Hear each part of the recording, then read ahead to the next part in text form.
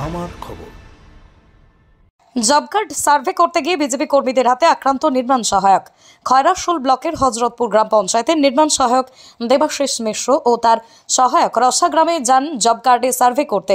সেখানে তৃণমূলের নেতাদের নিয়ে সার্ভে করার অভিযোগ তুলে পঞ্চায়েতের নির্মাণ সহায়ক দেবাশিস মিশ্রকে মারধর করার অভিযোগ বিজেপির বিরুদ্ধে। বিজেপির অভিযোগ, বিজেপির মেম্বারদের না জানিয়ে সার্ভে করা হচ্ছে। ঘটনাস্থল থেকে হজরতপুর গ্রাম পঞ্চায়েতের নির্মাণ সহায়ক দেবাশিস মিশ্রকে আহত অবস্থায় উদ্ধার করে কাকরতলা থানার পুলিশ। নাখড়াকুন্দা ব্লক প্রাথমিক স্বাস্থ্য কেন্দ্রে চিকিৎসাধীন রয়েছেন তিনি। ইতিমধ্যে এই ঘটনার সমস্ত বিবরণ দিয়ে কাকরতলা থানায় অভিযোগ দায়ের করেছেন তিনি। ভুল বোঝাবুঝি হয়েছিল, ওনারা ভেবেছিলেন যে পার্টির নেতাদেরকে নিয়ে জব কার্ড ভেরিফিকেশন করা হয়েছিল তার জন্য, কিন্তু আদৌ সেটা হয়নি। এই ভুল বোঝাবুঝিটার জন্য ওনারা মারধর করেছিলেন। আপনার কোথায় কোথায় লেগেছে? আমার হাতে লেগেছে আর একটু মাথায় লেগেছে। দেখুন, প্রথম কথা, আমাদের পঞ্চায়েত অফিসারের গায়ে কেউ হাত দেয়নি। বিষয়টা হলো রসাই এনএস এবং তার সহায়ক দুজন মিলে রসাই সার্ভে করতে আসে 100 দিনের কাজের টাকা নিয়ে। সেটা একটা সার্ভে করতে এলে আমাদের গ্রামবাসী এসে প্রথমে জিজ্ঞেস করে তাদেরকে যে আপনারা কি করছেন। প্রথমে বলে যে আপনাদেরকে উত্তর দেওয়ার প্রয়োজন মনে করেনি।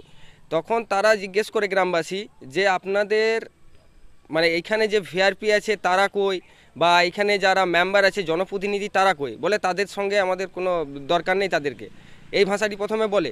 তারপর বলার পর যখন তাদেরকে গ্রামবাসী প্রশ্ন করে যে আপনারা তাহলে কি করছেন, কাদেরকে নিয়ে করছেন, তখন দেখা যায় তাদের সঙ্গে টিএমসির নেতারা ছিল, তাদেরকে নিয়ে করছে। সেই সব বলার সত্ত্বে যখন সবাই ভিডিও ফুটেজ করে, তখন এনএস এবং সহায়ক দুজনায় পালানোর চেষ্টা করে সেই মুহূর্তে।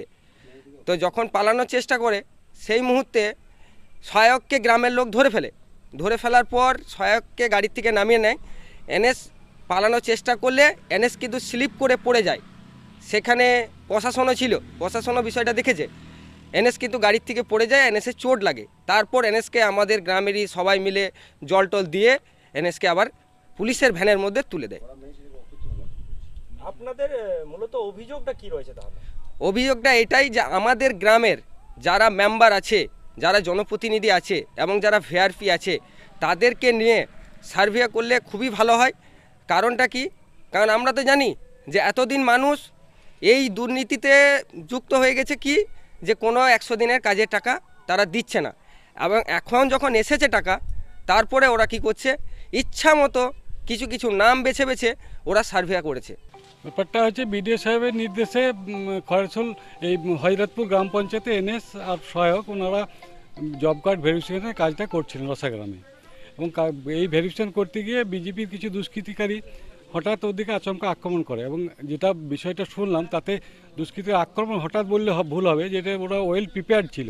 সেখানে তাদের বাঁশ রড এইসবের নিশান কিছু পাওয়া গেছে। তো এইভাবে তো ওরা আক্রমণ করে।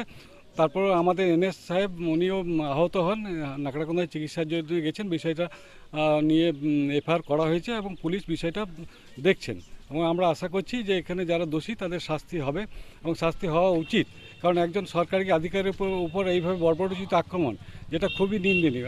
আমরা আমাদের দলের পক্ষ থেকে এটা নিন্দা করছি। এবং সেই সঙ্গে যেহেতু 18 তারিখে সিএম এখানে আসছেন, দলের কর্মীবৃন্দকে আমি এই অবস্থাতে শান্ত থাকার অনুরোধ করছি। এবং পুলিশ আশ্বস্ত করেছে আমাদেরকে যে বিষয়টা আমরা গুরুত্ব সহকারে দেখছি এবং পুলিশের প্রতি আমাদের আস্থা আছে। সেই জন্য আমরা এখান থেকে আমরা পুলিশের কাছে এফআইআর কপি নিয়ে আমরা চিন্তাভাবনা পরবর্তী করবো 19 তারিখের পর।